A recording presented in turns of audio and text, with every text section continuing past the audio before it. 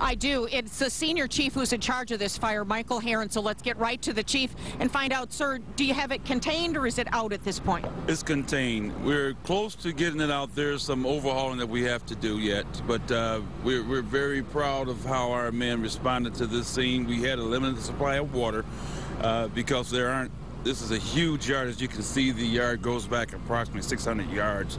There are no hydrants on site. We had to use our water supply from Schaefer Avenue here and do some relaying to get to the scene. And we've also used what we call wet water that our commissioner recently purchased, and it really was instrumental in getting the fire contained and getting it out in a hurry. And it was approximately 5 buses. I'm getting conflicting reports as to how many buses were involved, but now my latest report is that there's 5 buses involved. I had 8, I had 9, I had 7, I had 3. But the latest report, there were 5 buses involved in that building. And that building is actually adjacent to one of the main garages that they have, and the building collapsed on top of the buses. But they've got the fire under control, and we should be mopping this up real short. Well, and sir, do you have any idea at this point what caused the fire? I have no idea how it started.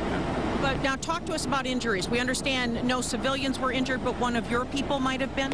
Yes, one of my firefighters was pulling some hose. Again, we've got, that was an awfully long, what we call a stretch to that rear, and he was pulling some hose line, and he wrenched his shoulder. But that's the extent of our injuries that we have on the scene.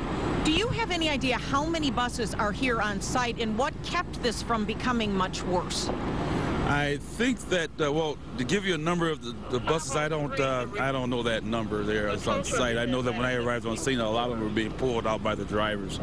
But what kept it from getting any worse is probably the location of the building and the containment. Now, from what I understand, these buildings were built pretty well. They've got the construction type prevents it from spreading to adjacent buildings.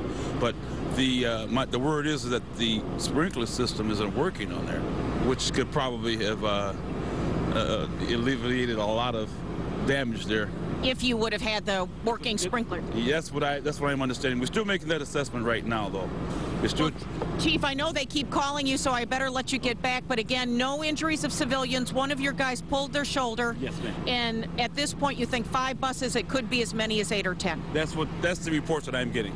Okay. Right now, the latest report is 5 buses. Thank you so much, Chief Michael Herron, for joining us live. You have the very latest information. I'm Mary Conway. Back to you.